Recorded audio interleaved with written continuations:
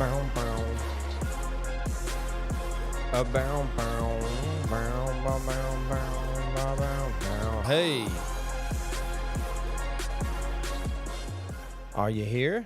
Are you with me? That's a shout out to you guys who have been here with the show from the beginning. I'll call those the day one H2 showers, H2 listeners. Oh man, hopefully I didn't break the chair. Brent would be mad at me. Don't want to break anything. So good morning. Welcome back to the H2 show. I appreciate you showing up and showing out. If you want to jump in the comments, I'll be glad to see that too. I know that there are some people that are sleeping in a little bit this morning. I would be too. It is Happy Hump Day. It is a wonderful Wednesday.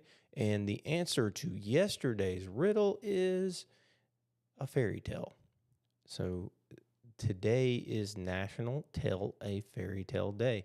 And I wanted to talk about a fairy tale I had ChatGPT write, which is called The Lost Star, but also what are fairy tales? Where do they come from? So let's go through that real quick. What were once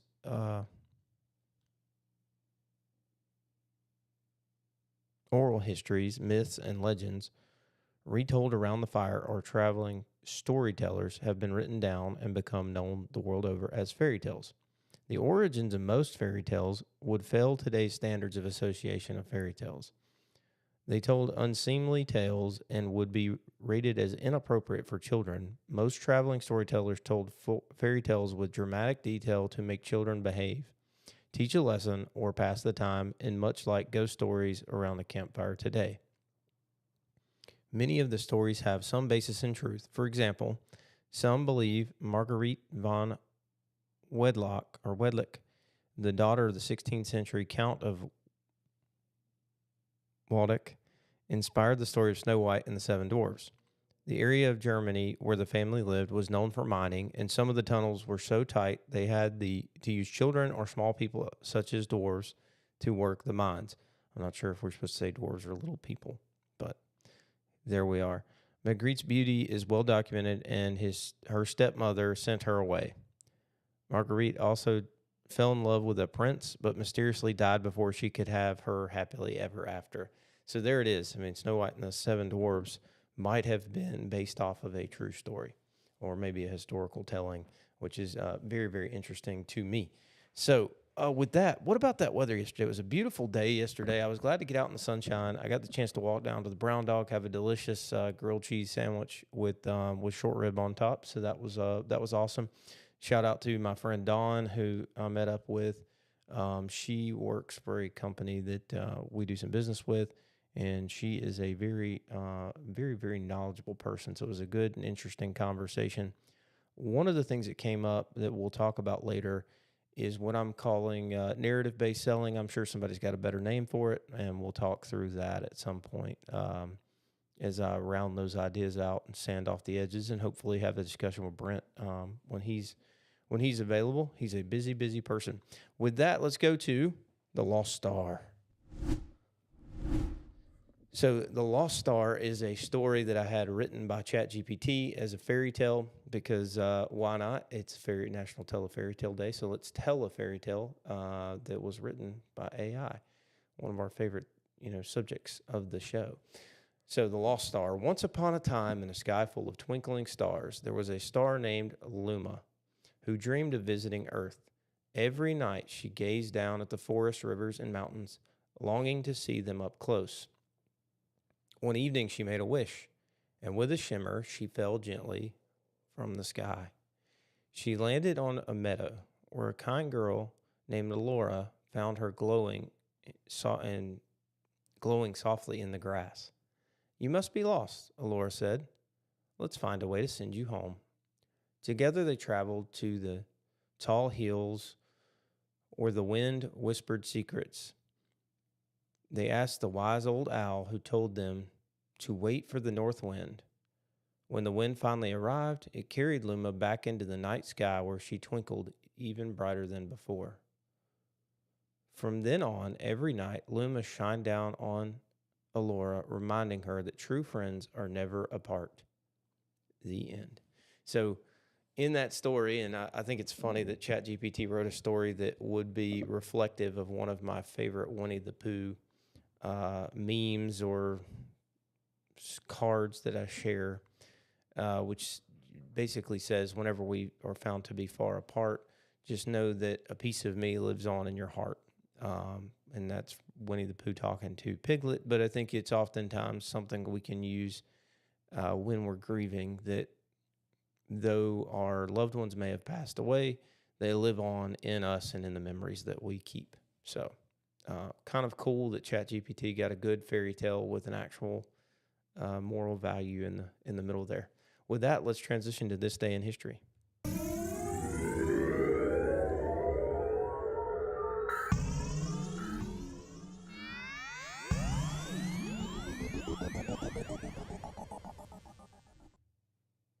So this day in history, in 1797, the Bank of England issued the first £1 note. In 1815, Napoleon Bonaparte escapes from Elba. I swear I'm going to get this. Maybe I can do it this way and it'll be bigger. Y'all are going to make me get glasses that are transition lenses, and I keep saying it, but it's probably going to happen. In 1848, the Communist Manifesto pamphlet was published by two young scholars, Karl Marx and Friedrich Engels.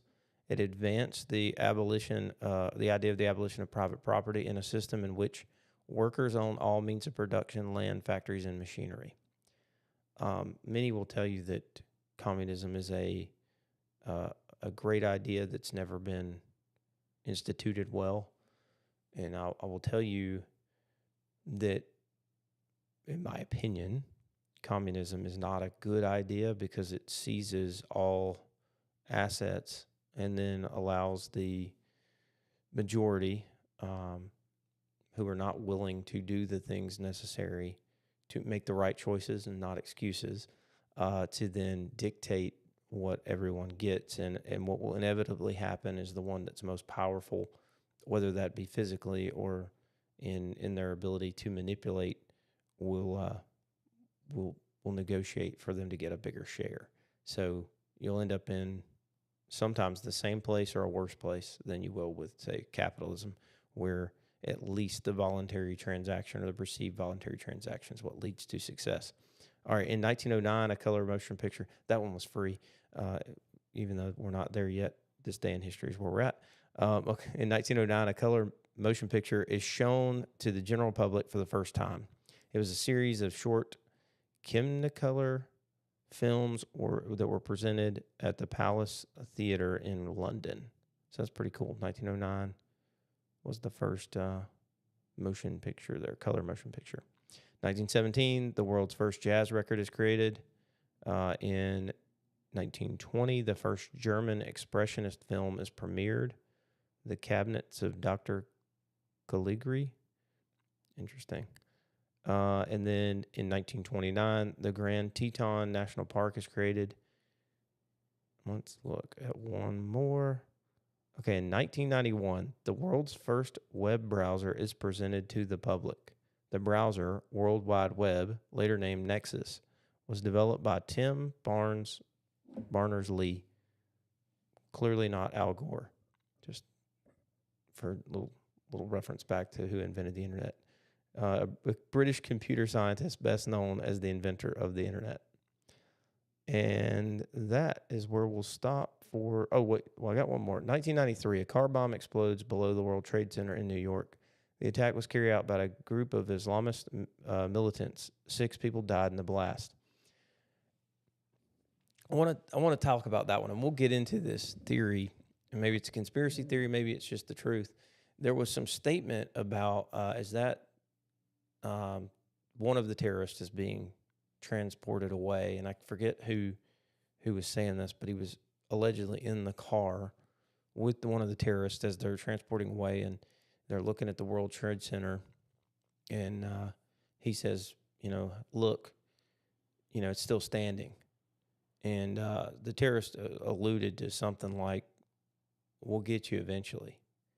And of course, in 2001, they ultimately did. And I don't know how connected that particular militant was with with the future terrorists, but just thought that was a unique and interesting foreboding that was given in '93 that maybe we didn't pay enough attention to, or had a chance to stop. But it's interesting looking back on what could be perceived as opportunities to intervene, not necessarily mistakes, but opportunities to intervene. All right, with that, let's transition to some birthdays. I'm gonna get comfortable. Comfortable's tearing my headphones off, apparently. About lost them there for a minute with my big old booty. 1829, Levi Strauss. Levi Strauss was born in 1829. I'm actually learning some Levi's today. I had a hard time figuring out which Levi's I liked the best. I don't know if y'all are like that, but I had to go and try on a bunch of different blue jeans, had to see which colors I liked, etc. So here, I'll stand up. I think that's a nice color for me. I enjoy them, but it took me a while to figure out, like, hey, okay, how do I pair blue jeans with shirts, and how do I pair my pants with my shirts? I was not a fashionista, if you want to say. So when I first started at Southwire, I asked the guy, and he laughed at me. He thought it was funny for me to ask the question of, like, hey, how do you know what shirts to pair with what pants and this and that and the third? And he's like, listen, you get dark pants, light shirt, light pants, dark shirt. That's it. It's that simple. And today I didn't do that, but it was funny that he gave me the best piece of advice, and I was able to, from there at least buy clothes that matched and not get laughed out of the room. In 1846, Buffalo Bill, the cowboy, not the Buffalo Bill that you know from It Puts the Lotion on the Skin over there on Silence of the Lambs. 1852, John Harvey Kellogg, obviously American surgeon, and co-created the cornflake.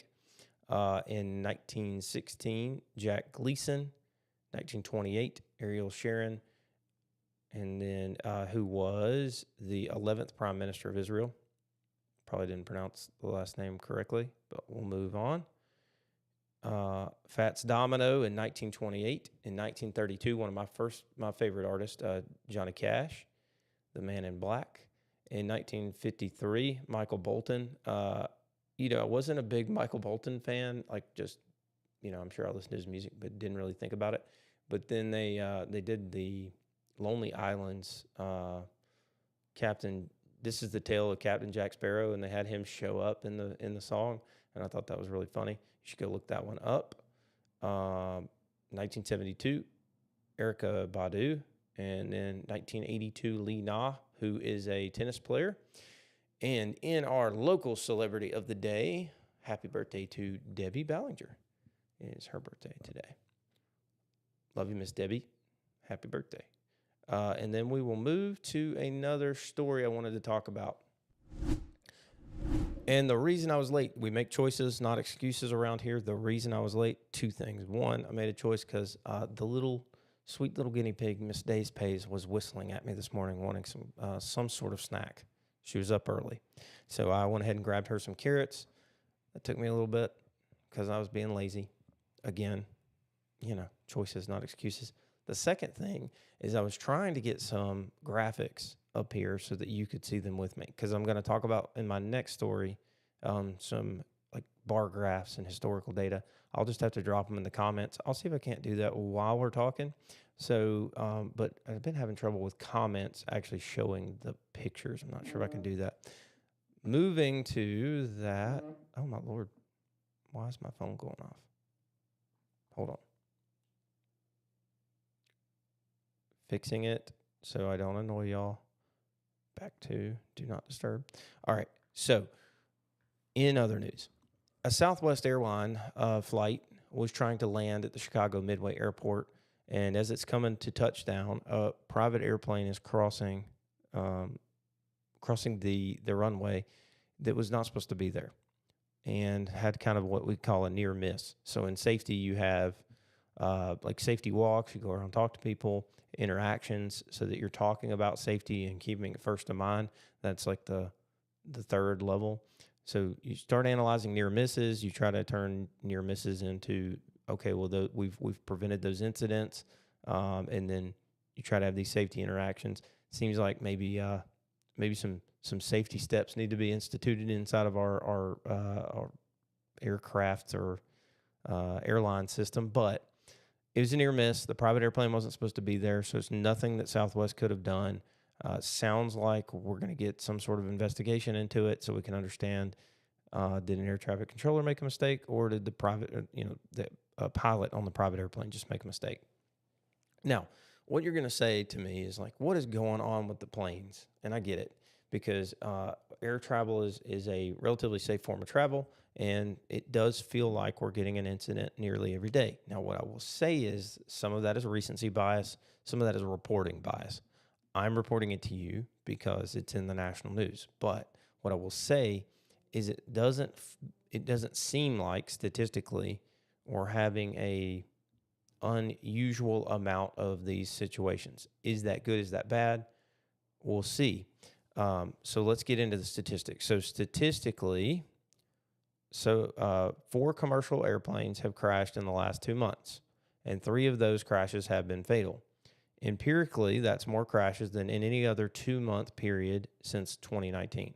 So what you're feeling is true. It's more accidents in a 2-month period and more fatal accidents than any period since 2019. However, according to the OAG, a leading global aviation data provider, an estimated 6.2 million total flights occurred over the same time period. In other words, even during the period of high relative risk, your chances of a fatal crash were still around 1 in 2 million. So let's put into some context that with statistics, about half the time you're going to be above the average. So when you look at it from a long run standpoint, we're in a period of high relative risk because we're above that median line, that middle line, statistically. And here is some explanation as to maybe why, or not why, but kind of how that looks in a long run picture. Between January 2021 and November 2024, only 3 fatal commercial accidents occurred. So the same amount, but over 3 years as over the last 2 months, which seems really bad. But the average risk of a fatal crash was 1 per 18 million flights. So in 2021, however, there were 7 fatal crashes around the world, bumping up the risk profile to 1 in 3.5 million, which is closer to this like 2-month period we have. So what do experts say about this? When we look at it from historical context, if we go back to 1964, and this is where the bar graph really would have helped graphically demonstrate this. If you go back into the 1950 through 59, there were 3 fatal crashes per million flights. If you go back to 1970, there were 1 per 1 million flights. So that's double what we're seeing today. And then it slowly drops off over time. And I'll see if I can't, like say, post this afterwards so y'all can see these images and have those in front of you. But the key here is that historically we're still at a very safe rate of for flying in terms of per flight. There are thousands of flights every day, and most of them go off without a hitch. There are things to be concerned about in our aviation sector of the business, and I'll go through those. But keep in mind the accident that happened in Washington, D.C. It was the helicopters flying too high, and that was below the detection level. They were below detection levels or auto detection levels for the plane. That's why the crash happened. So it seems to be a pilot error making a mistake. The crash that happened in Canada, which didn't end up in any sort of deaths, but definitely was still a tragedy in that people got injured. Again, was really crazy conditions, the wind's blowing them basically sideways, and they skid off the runway and flip over, or skid on the runway and flip over. Not the same thing as the crash with the helicopter. So the experts are saying, because the scenarios don't match, it's not clear that there's some pattern or easily tweakable thing, and that these are most likely just bad circumstances and bad choices that led to these accidents rather than a overall failure of our airlines or aviation industry. So where they do caution, though, is with the COVID pandemic, they had a lot of senior and very experienced pilots retire, or in some cases pass away, because obviously it hit people that are of elevated age worse than others. So the lack of seasoned pilots is a concern, and so you've seen that cause disruption. I think a lot of the airliners or airlines have tried to mitigate that via scheduling fewer flights, which obviously is not good and does create disruption in the market. But the lack of seasoned pilots is one thing that's an issue. And the thing that the government recognizes is that air traffic control needs to improve its both software and its systems, as well as hire more people because they tend to be understaffed. So those are two places where there needs to be some addressing of concern. The experts recommend that potentially a private-public kind of crossover could work. It seems to have worked in Canada with NAV Canada, and they have a very safe airline report out of Canada. They are doing a good job, basically, and so that was their expression, is that could be a way to improve our air traffic control, getting better software and better programs in place through the private sector, not just from the public sector.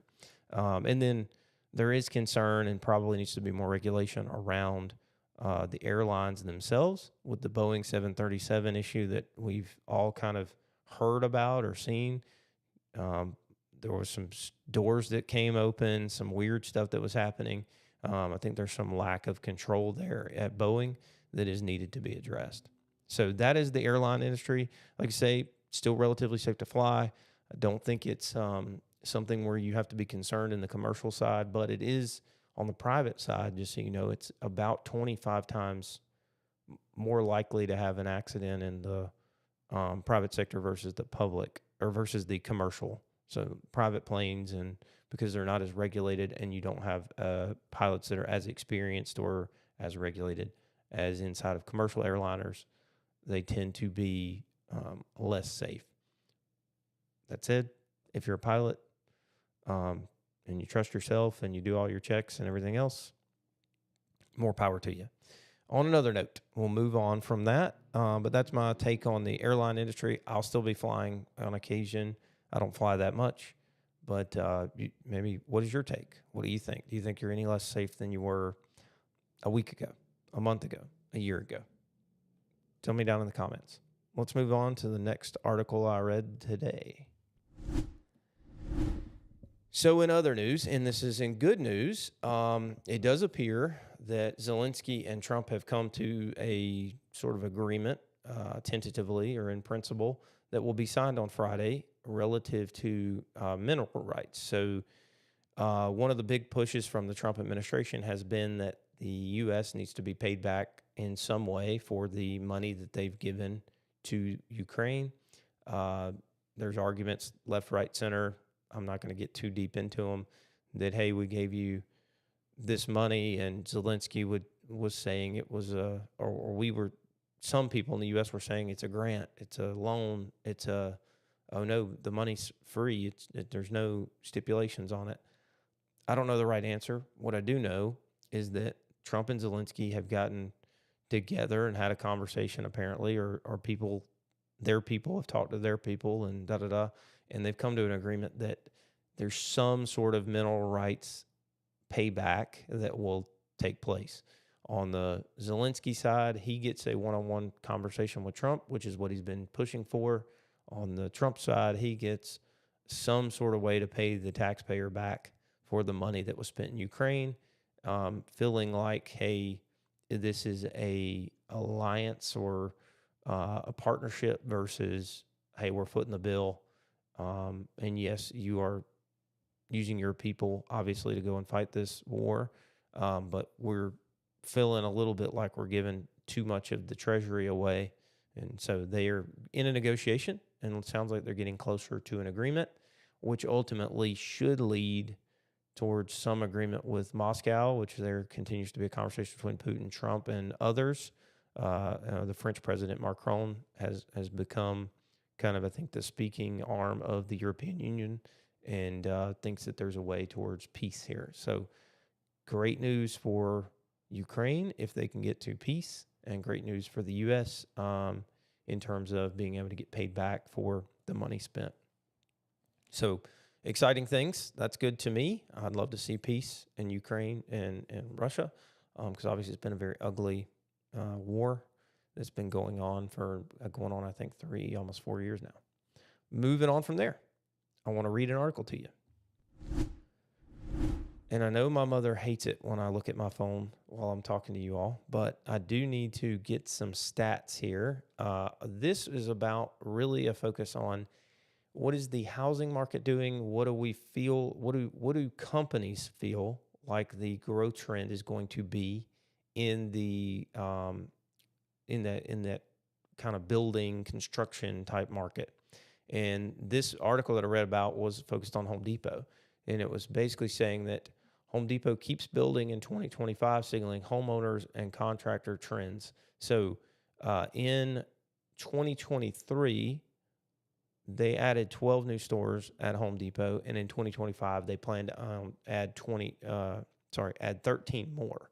So what does that tell us? That tells us that they are bullish, or think that it's going to grow in the market of construction, renovation, and in the products that they sell.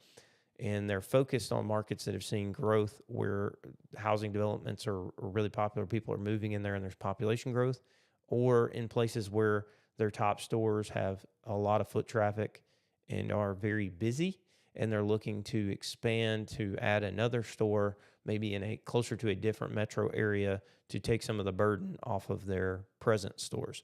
They did outstep their growth year over year. From a net sales, they grew 4.5%, and the company did see a huge bump from the Hurricane Helene and Milton recovery efforts, but they also donated a lot of goods and services and volunteers to those areas to try to make sure that they had what they needed to recover. So on the profit side, though, for the year, they were down 2.2%, $14.8 billion versus $15.1 billion the year before. And basically, their expenses grew more than their sales. That's how you get a profit decrease when you have a revenue increase. But the new stores and the operating expenses increased 8.6%. Say that again.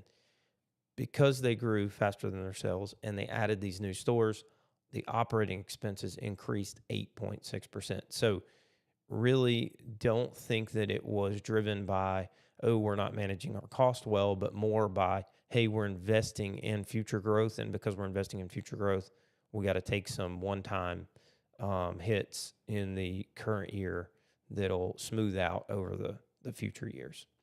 So on the progress side, in the fourth quarter, the same-store sales, which basically is, hey, like to like. If I'm looking at the Carrollton store, what were the sales year over year for same-store? In same-store sales, they saw a decline of 1.8% compared with 2023. So, yeah, they seen them decline a little bit less, it sounds like, than they did in prior years. Right. Yep. Same store increasing in the fourth quarter by 0.8%. So I think they see this kind of growth trajectory. That's why they're investing in more stores, and they're seeing that there may be some hope for construction as we go into 2025 later in the year. But basically, there's positivity in that market. So it's not all bad. I know I told you there's 9 months of supply on the new homes. There's been some kind of corrections in the market that are happening. You're probably seeing it if you have a stock market account and you're looking at it. But there is hope at the end of this tunnel. I talked to, again, a friend yesterday, And in that conversation, they were like, hey, why do you think we're not seeing that growth right now? Like, why is it not moving faster? And it really is, the administration just changed, and that always leads to questions. And with how fast everything's going in the current administration, I think businesses and people are just trying to get their feet underneath them and see what occurs. And kind of there's a little bit of a pullback, and the hope is that there'll be a lot more positivity come the end of the year. So with that, I've been talking way too long. Let's transition to the verse of the day, and then we'll get to the riddle me this, and I will exit you guys. Here we go. So the verse of the day, as you know, we love you, whether you're a believer or not. We think that you can get some positivity from what we speak here. If anybody is still with me at lunch today, I will be meeting with Will Sexton.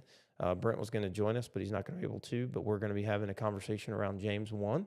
So if you want to jump in and have that conversation about faith and God's word and kind of go through that, we can go through that at lunch.